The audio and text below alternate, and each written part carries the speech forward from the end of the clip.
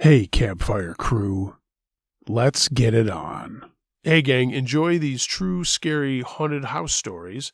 And stick around at the end. I'm sharing a piece of music from my buddy Gus Walters. It's Flat Top Riot and a new tune called Put You in the Stars. And you may remember Gus has been in a couple of other bands I featured here. Two of his bands, Dirty Smile and Murder. So stick around for that.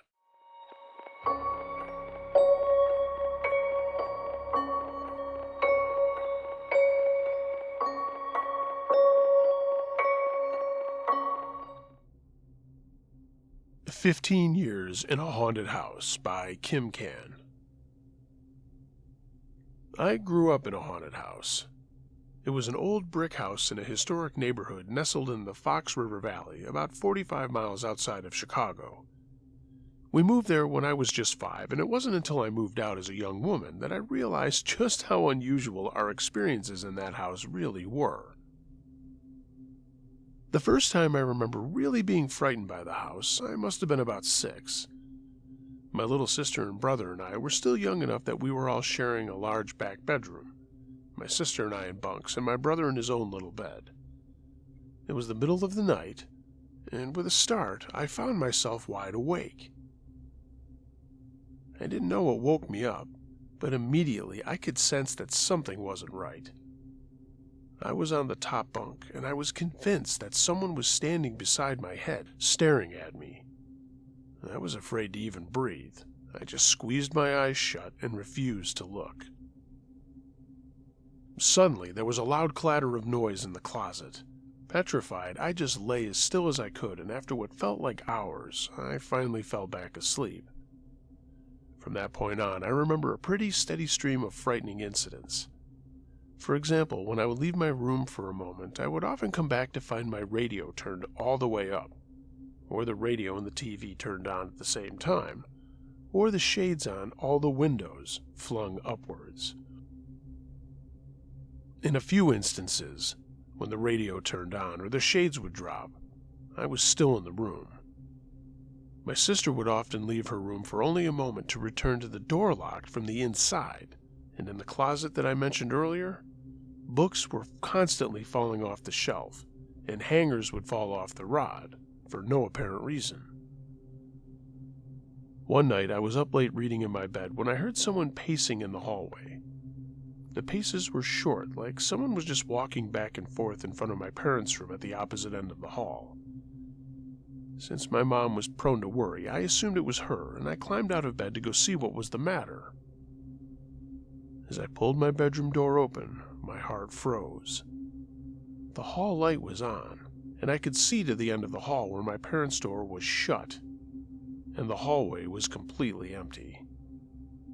I quickly shut my door and returned to bed and stubbornly resumed my reading, albeit with a pounding heart. Most of the activity seemed to happen on the second floor, where the bedrooms were. One night our family was hanging out in the dining room after dinner, when a tremendous bang in the bedroom above us shook the entire house. We all cried out. It was so loud. And for a stunned moment, we just looked at one another in shock. My dad insisted that it must have been a sonic boom. When we went upstairs and found nothing amiss, I accepted his explanation. It wasn't until I finally experienced a sonic boom in 2001 that I realized that that is not what we felt that night. The only way I can describe it is as if a very heavy trunk or armoire had been dropped from a good height onto the floor above our heads. After we'd been in the house for several years, my mom confided in us that when we first moved in, she woke up several times to see a woman standing at the foot of her bed watching her. She wondered if it could possibly be the ghost of her mother, who had died when my mom was a kid. After talking it over with my dad, she decided that even if it was her mother, it was too frightening for her to handle, and so the next time her visitor appeared, she told her to leave and never come back. The woman obliged. It's the only time my mother has ever talked about ghosts, and since then she said she doesn't believe in them. I do have another funny story about that, but I'll save it for another time. I most often experience things in bed. Often I would be sleeping and suddenly find myself rudely awoken by some unseen force hitting the bed to the right or the left of my feet. Sometimes it was a gentle push to the mattress, but other times it was like a fist or heavy book hitting the bed. Sometimes it felt like an animal jumping into bed, and I would reach down thinking it was one of our cats, only to find that I was alone in bed. The summer after my freshman year in college was the worst. I would wake up to the very jarring sensation of my entire bed hitting the floor, as if it had been lifted up just a tiny bit and then dropped down. It was also during that summer break that I saw something I will never forget. It was a sunny morning, and I was in bed slowly coming around when I heard whispering in my bedroom. I opened my eyes to see who was in my room, and standing directly beside my bed and looking down at me were two distinct shapes, an adult and a child. I was squinting up at them because sunlight was pouring in the window to the right of my bed. But the strange thing was that even though they were standing opposite the window, they were completely dark and featureless, like silhouettes. Startled and confused, I started to push myself up out of bed and said, "What?" And at that moment, they vanished. And that was the only time that I ever saw anything that might have been a ghost in that house. But my brother was not so lucky. As a teenager, he saw a group of hooded figures on our front porch, hovering lights in his bedroom, and my sister experienced that as well. He also saw a bizarre animal-looking creature in the living room, and eventually started receiving verbal taunts and threats from some demon in his own bedroom. While whatever was in the house threatening my brother overtly, it was a little slyer with my sister and I. On several occasions, we both woke up to find chunks of our hair missing, and it was as if someone had snuck into our rooms while we slept and with choppy, imprecise strokes, cut our hair less than an inch from our faces. At first, we suspected our little brother. That was the less frightening option. But he vehemently denied it, even tearfully, until we finally accepted that there had to be another explanation. Another incident was the axe. One morning when I was a senior in high school, we came down for breakfast, and sitting in the middle of our beautiful antique dining room table was an axe. It had not been there the night before, and there was no reason for it to be there then. In fact, I didn't even remember having ever seen it before. We didn't have a fireplace, we lived in suburbia, and my dad was not exactly Mr. Handyman. Everyone denied having put it there, and so it sat in the dining room for several days until someone finally had the good sense to put it out in the garage. The axe was something that seemed to appear out of nowhere, but some things would simply disappear and then reappear. I once had a whole week's wages disappear out of a coat pocket, only to have the full amount reappear in the same coat pocket, which had been thoroughly searched by me, my mom, and my sister. And by the way, the money showed up in that pocket 2 weeks later. My sister had a similar incident with her keys, and other things around the house would just be rearranged. When my sister and her husband were still dating, he lived for a while in my parents' house in my old room. One day he asked my mom who had been coming into his room and moving things around, and my mom was shocked. No one, she insisted. She told him that we respected his privacy and would never go into his room. And at the time, she and my dad were the only other people living in the house. He then explained that almost every night when he came home, he would find the objects on his headboard shelf rearranged. He would write them, but the next day they'd be moved around again. He said that the object that was moved the most was a framed picture of my sister. It would often be face down or turned around completely. Mystified and exasperated by the events in the house, my brother and I tried to research its history but found nothing significant. However, my parents, who were always skeptical of the idea that the house was haunted, came home from a visit to a neighborhood pub one night with the interesting news that they had run into a young man whose parents had rented the second floor of the house before we'd bought it. He had asked them how they liked living in a haunted house. I wish I knew what his experiences in the house were, but I think I can guess. Alarmingly, things seemed to get worse the older we got. After the summer with the whispering silhouettes and the dropping bed, I decided I'd had enough. When I went back to school that fall, I really worked on my prayer life. I prayed constantly. And when I got home the following summer, I felt confident and less afraid than I had ever been.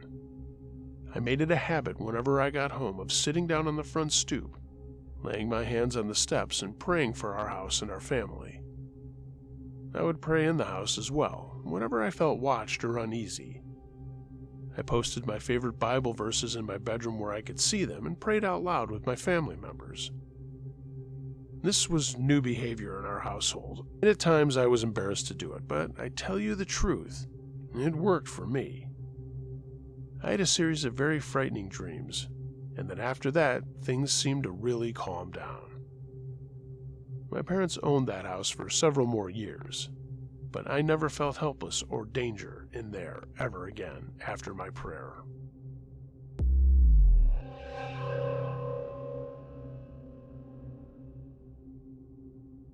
3353 Sexton Drive, A Haunting, by Pretty Nobody.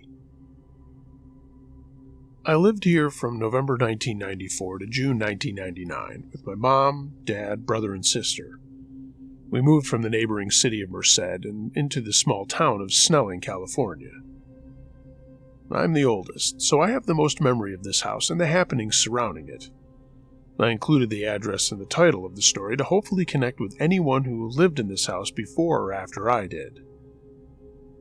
We moved in when I was 4, so I don't remember if it was a new build and we were the first occupants, but it could have been due to the rest of the street having multiple vacant lots while we lived there that were built on during our time there.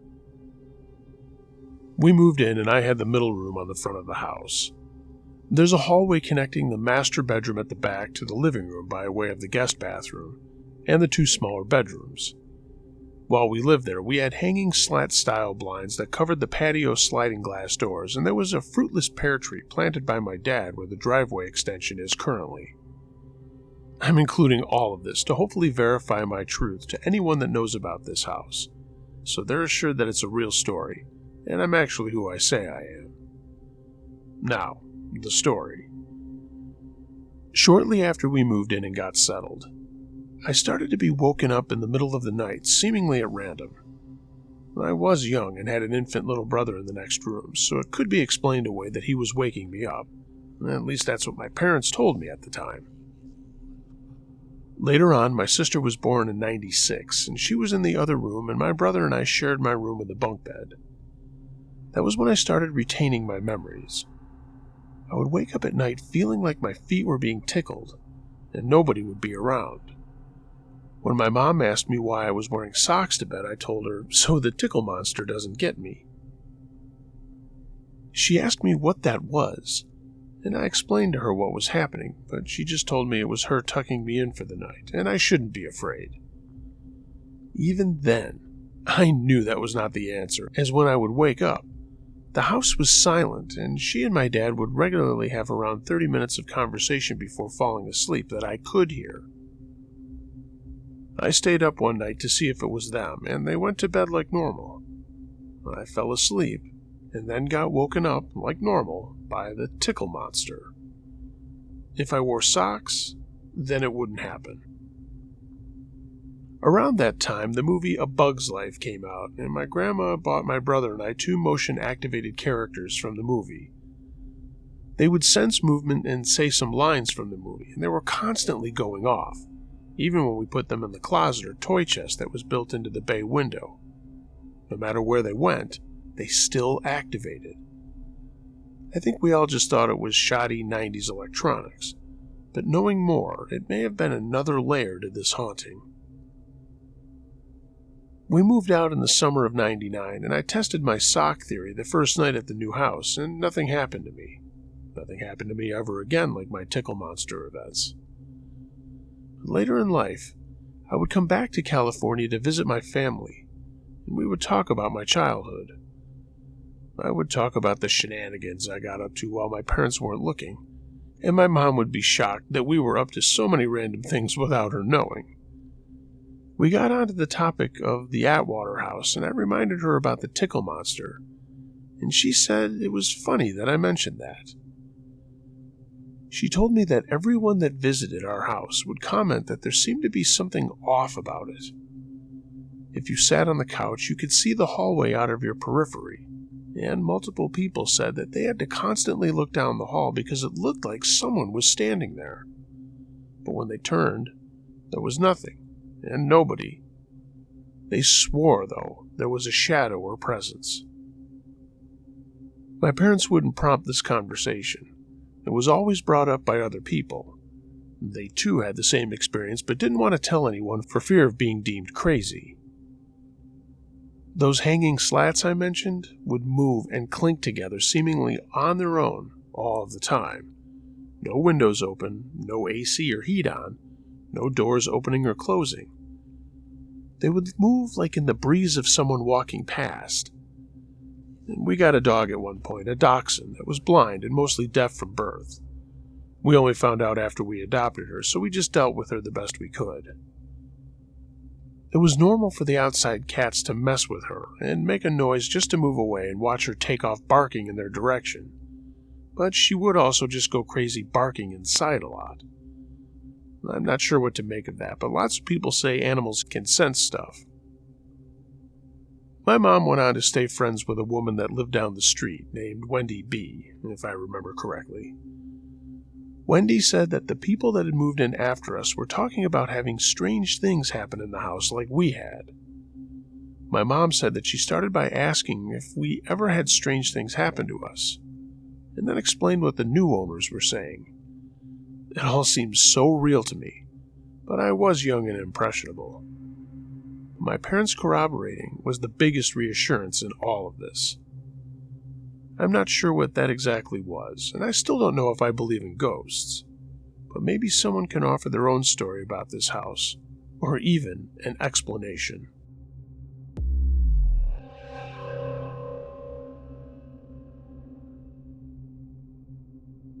Growing Up in a Haunted House by Joyful.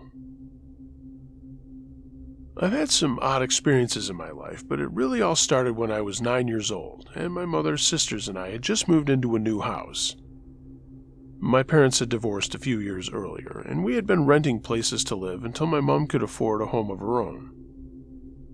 I went to look at the house with my family before my mom bought it, and a young family lived there who were hunters. They had a lot of stuffed animals hanging on the walls, which I thought was rather grotesque. Before we moved in, my mom and aunt painted the kitchen an atrocious color of yellow, and did some basic touch-ups around the place to make it cozy. It was and is a split-level home with 3 bedrooms upstairs and a partially finished basement. From the first night, it was a pretty active place. Footsteps in the hallway, a weird continuous sound at night like a pencil rolling on a table. I often felt watched, particularly from the left-hand upper corner of my bedroom, and the longer we stayed there, the more obvious or active whatever was there became. I would hear someone calling my name at night while I was trying to sleep. Things began to fall off the walls for no apparent reason. There was knocking on the walls, that kind of thing. I would relate my feelings and experiences to my mother and sisters, who would either laugh or try to convince me of my overactive imagination. I did have a pretty vivid imagination back then, but these things were different. Things really picked up when we got a dog. She would suddenly, in the middle of the day, start to whine, shiver, and try to hide. As that continued, I realized it was a sign that something was about to happen, like the TV switching off, or the banging on the walls. One time, our dog freaked out while we were all sitting in the living room watching TV one winter evening as it was snowing. We were watching Dallas, for all of you who are old enough to remember that show. As we watched, the dog cowered with fear as our front doors opened. First the outer screen door, then the heavier inner door, and it sounded like someone had come in. We all sat there looking at each other, sort of stunned. And I should mention, none of us saw the doors open. Being a bi-level, the door was down a flight of stairs. My mom went and checked, but no one was there. It was all so off, and slowly we figured out why. You had to go through a gate to get to our door, and at the sound of the gate, our dog would bark. No gate, no barking. No person, no footprints in the snow. I realize that may seem kind of cliche, but that's what happened. I never wanted to tell anyone what was going on in our house, but one day I confessed to a friend who lived on the block before we moved in. Told him all about the strange house. She told me she never wanted to go to my house because someone had killed themselves in it before we moved in. Apparently the mother and wife who I had met had her brother living there, and he shot himself in their kitchen. It explained why my mom could afford a new house in a nice neighborhood, and it also explained why she and my aunt had used that awful shade of yellow. It was to cover the stains. When I asked my mother about it, she confirmed the death but reassured me there was nothing to fear and I was just imagining things. Many other things did happen, but the last and strongest event was one evening when I was well into my teenage years and both my older sisters had moved out. I had graduated into my sister's older room that had been built in the basement. It had that kind of partition hanging ceiling thing, the kind with rectangles sitting in a grid. I don't know what it's called, but I'm sure you can picture it. If the window was open and a breeze blew in, the ceiling would make a whooshing noise as the tiles lifted, or if the door was open quickly. Anyway, a friend and I were sitting in my room chatting late one night when all of a sudden we heard footsteps coming down the stairs. If it was my mom coming to tell us to go to bed, we would have heard her leaving her room. But these footsteps had just started at the top of the steps. Couldn't explain it, but what happened was just as electric. My dog started to whine and cower under the blankets. We heard the steps come across the basement floor towards my door, and without the window being opened or the door opening, whoosh! The tiles lifted as though someone had just come in the room. The entire time, as the dog was freaking out, my friend and I just locked eyes and all the hairs on my body stood up. I couldn't explain the feeling, but it felt electric and very, very primal. Like my physical response was animal-like. And everything just seemed to stop, and we roared out of there, ran upstairs, and didn't go back down for the rest of the night. Years later, after I was an adult and we hadn't lived there for years, my mother confessed to me that she knew that the house was active. She woke up one night with the intense feeling of someone staring at her and saw a light human-shaped form move quickly back and disappear through a wall. She also explained the dreadful color choice in the kitchen. My sisters never experienced anything, but they now believe me when I tell them about it. Another story I just remembered was a night a friend stayed over, and ping-pong balls were rolling across the floor for no apparent reason in the middle of the night. Needless to say, not too many sleepovers after that. The kids at school were scared of my house. After all these things and other similar experiences throughout my life, I've come to believe that some of the occurrences were poltergeist activity, due to all the female energy and some personal upsets, as you can well imagine, with a single mother and 3 daughters. However, other things are totally unexplainable and more of a supernatural nature, and I think that the longer we were there, the more the activity gradually became hostile and very negative. I can happily say that my current home of more than 6 years is very peaceful, and I haven't known this kind of stillness anywhere I've ever lived.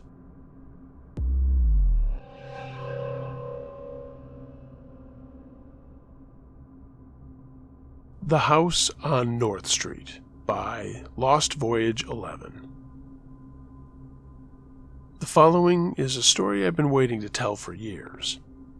It centers around a home that was in my family for years, and the experiences encountered there occurred over the years to many different family members. I'll do my best to relay the events as best I remember them and as chronologically as I can, too. The home was purchased by my great-aunt in 1946 and hosted a sort of extended family there. In addition to my great-aunt, my grandparents on my father's side, my dad and his siblings and assorted cousins lived there on and off over time. There was a cluttered front porch that opened up into a dining room. The right back corner of the dining room would contain the entrance to the one bathroom in the house. There were 2 doors that opened off the dining room, one leading into the kitchen and another into a middle living room. And there were actually 2 small living areas leading toward the front of the house. The kitchen had an enclosed back porch that accessed the backyard, and the kitchen also had an enclosed staircase complete with a door that led to the second story. The upstairs had a unique layout. The stairs led into a short hallway that opened into a large open area that was used for sleeping. At the opposite side of this room and parallel to the small hall was another hallway. The first room off that hall overlooked the front porch and street and was the only one that wasn't wired for electricity. The hall led to an attic and off the back of the house, 3 different bedrooms which all linked together. To get to the 3rd bedroom, which was my great-aunt's, you would have to walk through the other 2. It wasn't really designed for privacy, apparently. I'm not sure when the events actually started, but some of the neighborhood children playing alone upstairs would come downstairs confused, wanting to know who the woman was that was standing at the other end of the upstairs hall. They were certain that all of the adults were downstairs, and my great-aunt would go upstairs and look around, and of course, no one would be up there.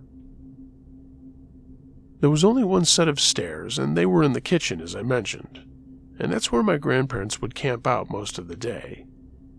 It was a small town, and many parents would just kind of watch the neighbors' children by unspoken mutual consent. No one thought of kids wandering in and out or remaining unattended in the house if their playmates, mostly cousins, would wander off. But things got stranger from there. One morning, everyone was ready to leave for a fishing trip, and only my great-aunt and another aunt were going to stay behind. My aunt went upstairs to be sure the beds had been made, and in one of the rooms, someone was apparently asleep, huddled under the blankets. When my aunt went downstairs, she mentioned it to my other aunt that someone stayed behind, to which great-aunt replied she had just seen everyone off, and it was everyone who was in the house. She knew everyone had left. This alarmed my aunt, who went upstairs and saw the bed was now empty, but the sheets were rumpled, as if someone had just been in it. My great-aunt had been downstairs and had seen no one come out of the stairway, while my other aunt was up there. The bed thing seemed to be a recurring issue, and many times after all the beds had been made, later on in the day they were found messed up again, with only one other person in the house. My relatives were sure it wasn't the kids wandering in and out because the kids always announced their presence, and they could be heard wherever they were playing. This thing with the beds had also happened while all the kids were in school, too. The sightings continued. One day, one of my cousins wanted to know who the woman upstairs was who had gone into the attic. Of course, another search found no one up there. One cousin stated that she'd been pushed downstairs, but most of my family said she was kind of clumsy, so they just wrote that one off too. One of the cousins staying there had gone downstairs to get a drink of water, but as he entered the stairwell, he saw a woman standing at the bottom of the stairs. He didn't recognize her, but when she started to float up the stairs towards him, that's when it put an end to his desire for a drink, and he fled back to his room. My great-aunt would be woken up many nights to find a woman rummaging through her trunk at the end of her bed. This unidentified woman would finally look up at my aunt and then fade away, and footsteps could be heard on the stairs at night, too many to be discounted as the house settling. On many nights, my aunt would come down in the middle of the night and hear the sound of dishes being washed or the floor being swept. At first, she was very confused, but didn't question it too much, just went back upstairs. But the next morning, the floor was still dirty, and there were dirty dishes still sitting in the sink. Many people had this kind of encounter over the years, and to my knowledge, no one actually investigated while the noises had been heard. I finally heard, years later, from different family members, that while they were having these experiences, they rarely spoke about them for fear of being ridiculed, and some just flat out refused to believe it was happening at all. Finally, one day, my dad, when he was a teenager, was upstairs getting something from under his bed. His bed was in the big open area upstairs. When he turned around, she was right there. It was the closest of the encounters that had occurred to my knowledge. My great-aunt and grandparents, his parents, had been sitting at the kitchen table when he came downstairs, apparently white as a sheet. He talked about it then, but has clammed up about it over the years. He described a woman as wearing a purple dress, old-fashioned, maybe like something from the 20s or 30s. He said that she also wore a cameo pin, but what scared him so bad was that she had no face, just a dark spot where her face should have been. Prior to that, most people had only seen her in the dark, but my dad saw this in broad daylight. I'd heard the story from my grandmother and was fascinated. I asked my dad about it, but he got kind of short with me and said it was so long ago he couldn't really remember. My Uncle Pete, who was dating my youngest aunt, had some interesting encounters as well. One night, while he and my aunt were snoozing on the couch downstairs, he felt someone tap him on the shoulder and trying to wake him up, whispering his name. He came to and saw only my aunt near him, sleeping soundly. But he caught the movement of someone moving up the stairs, and he knew full well that they were alone, and so, leaving my aunt, he pursued this intruder upstairs. He saw someone at the end of the hall go into one of the bedrooms, but when he went into it, turned the lights on, no one was there. As he turned around, he saw this person go into another room further down the hall, and when he got to that room, no one was there either. This game went on for some time before he finally gave up. And another night he came to the house drunk, and though his memory isn't the best, he thought my aunt, his future wife, had thrown him out in the snow. In the morning, my aunt told him that she had stayed in her room the whole night, and no one else had been at home at the time.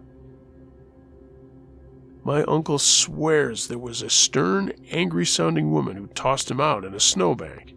No one admitted to doing this incident, and my aunt says she didn't really know what happened at all. In the 80s, my great-aunt leased the house to my aunt, my dad's sister, to have for her growing family while she moved into an apartment.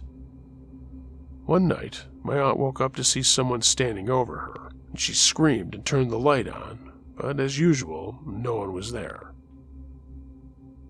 My cousin claimed someone grabbed him one night while he was upstairs in the dark, and both of my cousins stated that on more than one occasion they had seen a man lying on the floor upstairs, and when they attempted to approach him, he just got up and went into another room, and then lay back down. My aunt and uncle began to remodel the place and knocked out the walls to the downstairs rooms, including the kitchen, as well as moving the stairs from the back of the house and the kitchen to the front in the living room. They were making the whole downstairs one huge open area, and in doing so, they found what appeared to be the bones of a hand, which they assumed to be a monkey's paw. They threw whatever it was out and didn't have them analyzed or notified anyone of what they had found. My other uncle had told me that he had knocked a hole in the wall in the bedroom upstairs without electricity, and had also found a mummified hand there. He, too, tossed it without telling anyone. God knows why they did that. This same uncle once entered my great-aunt's bedroom while she was still staying there, and saw a woman standing near the trunk, and she appeared to be looking for something inside it, but then promptly disappeared upon being discovered. The footsteps on the stairs stopped and eventually resumed. I guess moving the stairs must have confused the ghost for a little while, at least. Most of this time, I remained unaware of what had happened at the house. My parents would take us over a lot when we were younger to play, as it seemed to be a popular family hangout. So many people were always staying there, and this was in the early to mid-80s. I did spend the night more than once, and I know my brother and cousin and I slept on the fold-out couch in the big living room the night before we went to Arizona for a vacation. I didn't even start hearing the stories about the place until my aunt and uncle got ready to move and we were going to rent the place out. I do remember the bathroom gave me the creeps, as when I was at the toilet, I always felt watched from the area of the bathtub, but there was never anyone there. One time, my brother and I had been asked by my aunt and uncle to watch their dogs while they went away on vacation. And as we approached the house, I felt like we were being watched from the window of the upstairs bedroom, the one without electricity. We only found the dog up there lying on the bed in that room. Again, this was before I knew it was haunted. We found one of the dogs had gotten off his chain, so while my brother was out looking for him, I remained behind in the living room. I had that feeling of being watched again from the area of the kitchen this time, and I kept turning around to see who was there. Then, as I went back to watching TV, I felt a brush of air behind me, like someone walking right behind me going all the way towards the stairs. I shrugged it off as my imagination, but found out later this was a common experience for a lot of other people. My brother told me years later that the night we camped out in the living room, he was woken to the feeling of someone shaking the bed. He opened his eyes to a rather stern-looking man standing at the end of his bed, and he was wearing a white shirt and brown slacks. And he straightened up when my brother saw him and turned around and walked into the kitchen. There was some light from the light over the kitchen sink, and he whispered to my cousin, asking him if he was seeing this. My cousin calmly replied, "That happens all the time," like it was a common occurrence. I was there, but asleep sandwiched between the two of them. My brother watched this man start to walk straight up into the open air, right where the stairs used to be. My brother told me that later that night I got up to go to the bathroom and that I ran into the infamous lady in the purple dress. Apparently it scared me, but I don't remember a thing. I do remember that night, but not meeting anyone in the hallway. My aunt and uncle moved out around 1990. They rented the place out, and then they sold it. I heard that the new owners had admitted to some strange goings-on, but never elaborated. But I've been fascinated with the place ever since. I know at almost every family reunion, someone inevitably comes forward with another story about the place. It seemed many of them had kept it under wraps until others came forward, and then the floodgates opened up, so to speak, on the various experiences. As far as my own experiences, they were mild, at least the ones I remember. I can't say whether what my brother said happened with me seeing a ghost or not really happened, as I don't remember it. But I do know some of my memories of my time there seem to be missing, and there are other issues in my childhood dealing with anxiety starting at that time, with no real determinable cause. I can say for sure that for years my dreams were haunted about that house. I'd be alone there, and I knew that she was there waiting for me. The upstairs was her domain. I knew that when something traumatic happened to any of us, if it was bad enough, our minds can block it out. And again, this is conjecture. I have no real proof, but I do think there is something to that. But I did try to search for answers. The library records held no help, and even my cousin, who became one of the regular contributors to the Historical Society of that town, couldn't find anything. I know it was built in 1895. I contacted the county historian, who at the time was writing a book about unsolved murders in the area I grew up in. I figured she'd be interested, and she researched what she could and informed me that the house had been owned in the early 1900s by a wealthier individual who had rented it out. She came up with a list of names of women who she could trace to living there in an attempt to find out who this mysterious purple woman was. She found out, though, that they had all moved out and died in other places, and she couldn't come up with anything ever happening in that house. She surmised that in those early days, if a murder or anything like that had taken place, it might have been covered up, as the wealthier owner certainly wouldn't want his name associated with such a scandal. The look of the woman's dress had been of the 1920s or 30s, and it was harder to trace the identity of the various renters in those early years. I even consulted a psychic, who told me that a woman had drowned her children in a bathtub, and if someone dug under the house, they would find something. If that isn't in any way true, no wonder I got such creepy feelings from the bathroom. And there is a crawl space at the front of the house that is accessible from there. As kids, we played right near there, and it had kind of a weird feeling to it. In fact, we played a game called Witch in the Cellar, ironically enough at that spot. The neighbors claimed their house was haunted too, and the kid who lived there, and someone I went to school with, claimed to see a fishing pole levitate on its own in his own home more than once. The house changed hands once or twice since then, and had actually fallen into disrepair and been reclaimed by the bank. It's privately owned now, and even though I still visit the area and drive by once in a while, I haven't actually tried to speak with anyone living there to see if they've never noticed anything. As I mentioned, I stayed there a lot as a kid, but never found out about the hauntings until I was a teen.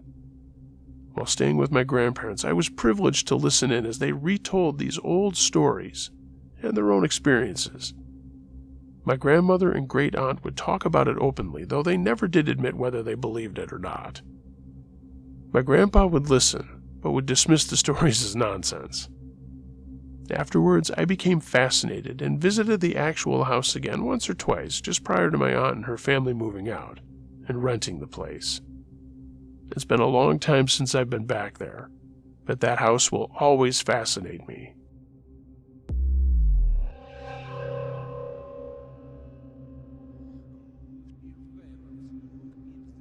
Heart-shaped balloon, submitted by Molly S.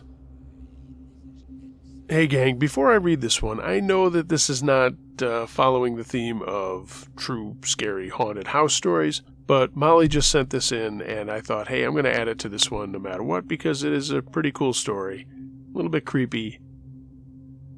It was Super Bowl Sunday, 2011. I remember not because I watched the game, but rather because I didn't. My son was a newborn, just over a month old. My husband was over at his buddy's house for the day enjoying the game, so it was just me and my little man. I decided we'd have a movie night, so we went up to Family Video and rented some movies, and I brought myself some dots. Remember, it was 2011, and we lived in a very rural area. On the way home, my son fell asleep in his car seat, so I managed to sneak us back into our little home and set him by the couch next to me. I set the DVDs down and just put some TV show on for now, hoping I would get a little nap in while he was snoozing. However, some ghost hunter show was on, and I was immediately sucked in. Now, for some context, our home that we lived in at the time was a relocated train depot, well over 100 years old. It was small but still had plenty of dark corners. The darkest room was probably the one next to the bathroom, which was a storage room more or less. And at that moment in time, that room was still holding things from our baby shower, clothes our son would grow into, toys, diapers, and some cute helium balloons that were holding strong. But anyhow, on this particular February day, it was overcast and even a bit spooky. Late afternoon shadows prowled about as I hadn't turned on any lights yet, and I began to question my choice of shows and wondered why on earth I was watching that while home with just my sleeping newborn. As a woman of faith, I wasn't one to allow myself to get too creeped out, but for some reason, the show was getting to me that day. I raised the remote, ready to change the channel, and at the same time the ghost hunter said, "Can you give us a sign you're here?" The hair on my arms raised, and right on cue, out of my peripheral vision, I saw movement.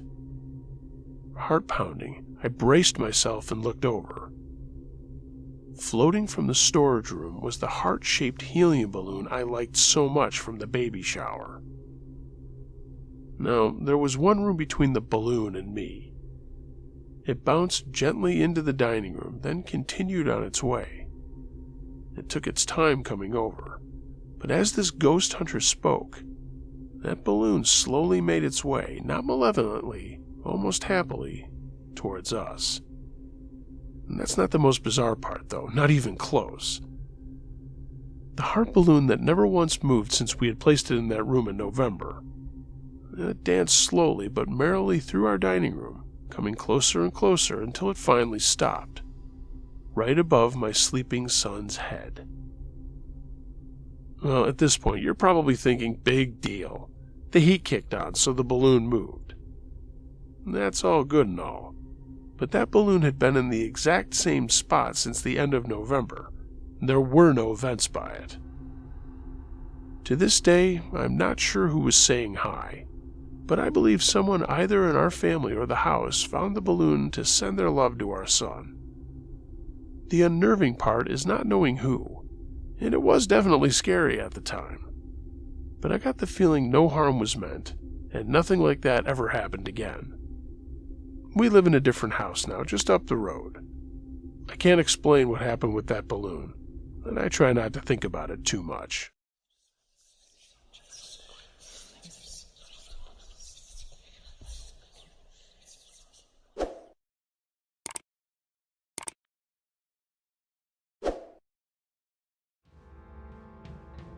Hey gang, thanks for listening to this episode. If you have a true scary story of any nature you'd like me to narrate, send it to UncleJoshTrueScaryStories@gmail.com. I read them all. If you'd like to take your support of this channel a step further, find a link to my Patreon page in the description and pick up some Uncle Josh and Campfire Crew merchandise. A link to my TeePublic storefront is down there as well. And without further ado, while we're listening to the music of my buddy Ryan Wilson here, I'm ready to play a track by Flat Top Riot and my buddy Gus Walters. And it's a tune called Put You in the Stars. Hope you guys dig it. I like it. It's got a really cool rockabilly feel to it. And hope you guys dig it. Everyone, be excellent to each other. And until next time, be wary of things that go bump in the night. It could be anything. A ghost, a monster, or the guy next door.